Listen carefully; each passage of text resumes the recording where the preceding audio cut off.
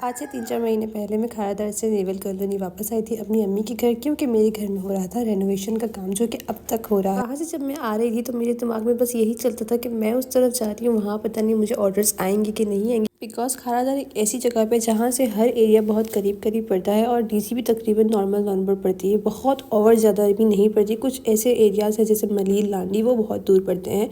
तो मैं जब यहाँ आ रही थी तो मेरे माइंड में यही था कि पता नहीं मैं इतने ऑर्डर्स ले पाऊँगी कि नहीं ले पाऊँगी, कोई मुझे ऑर्डर करेगा कि नहीं ये करेगा, क्योंकि नेवल कॉलोनी से हर एरिया दूर पड़ता है और डीसी बहुत ज़्यादा आती है। लेकिन वही बात है, रिस्क देने वाली ज़ात अल्लाह ताला की है। अल्लाह ताला कहाँ से आपके लिए रिस्क ढूंढ के निकालता है आपको गुमान भी नहीं है। और जब से मैं यहाँ आई हूँ अल्लाह का शुक्र है कि ऐसा कोई दिन नहीं कि मुझे अच्छा ऑर्डर नहीं आया हो। और ये चारों केक देख सकते हैं आप, ये एक ही घर के केक है, एक ही दिन में जाना था और उस दिन मेरा कोई ऑर्डर नहीं था। ये मेरे रेगुलर कस्टमर की तरफ से ही ऑर्डर था, जो मेरे पुराने कस्टमर हैं। उन्होंने कहा था कि आप ये चारों केक एक साथ बना दें। 3 केक का उन्होंने ऑर्डर दिया था बेसिकली, फिर एक और केक का ऑर्डर उनकी सिस्टर ने मुझे दिया एट अ डे। तो फिर चारों केक एक ही घर में गए थे और उस दिन के मेरे मतलब कोई ऑर्डर नहीं था, उस दिन का मेरा सिर्फ यही एक ऑर्डर था। तो वही बात है कि आप खाली भी बैठे हो ना तो कभी कभी आपके लिए रिस्क आसमानों से उतर के आता है।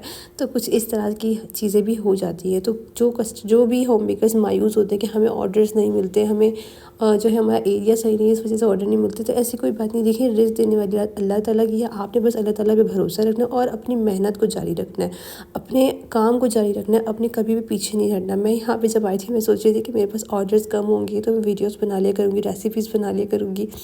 बट अल्हम्दुलिल्लाह मुझे इतने ऑर्डर आते कि मैं अब भी संभाल नहीं पाती। मुझे यूँ लगता है कि यहाँ पे तो मेरे काम का भी बर्डन नहीं है, मुझे घर के कोई काम करने नहीं पड़ते, क्योंकि यहाँ पे सारा काम घर का अम्मी और मेरी बहन कर लेती है। मुझे सिर्फ अपना ही काम करना पड़ता है और वो भी मुझे इतना ज़्यादा भारी पड़ जाता है, क्योंकि आप लोगों का बहुत भरपूर प्यार है। और बहुत जल्द मैं इसी महीने बस जाने वाली हूँ खारादर वापस, तो खारादर वालों के लिए खुशखबरी है ये, ठीक है जी। इसके अलावा मैंने ये वाला केक जब बनाया था, ये मेरी पुरानी ही केक्स की वीडियो जब मोबाइल में पड़ी हुई थी, मैंने कहा आज थोड़ा ढाल ही दूँ, खाली कर दूँ मोबाइल को भी।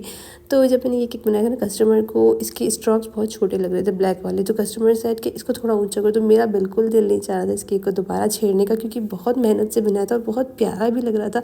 लेकिन वही बात है कि पैसे कस्टमर नहीं थे, तो कस्टमर की ही डिमांड पे हम काम करेंगे। तो कस्टमर ने कहा कि स्ट्रोक्स बहुत छोटे लग रहे हैं, आप उनको थोड़ा ऊँचा कर दें। तो फिर बस मैंने उसको ऊँचा किया और कस्टमर को जैसा अच्छा लगता है हम भी उस पर एग्री है। वैसे मुझे वो बैक वाला बैच ज़्यादा अच्छा लग रहा था, जिसमें स्टॉक्स छोटे थे ब्लैक वाले।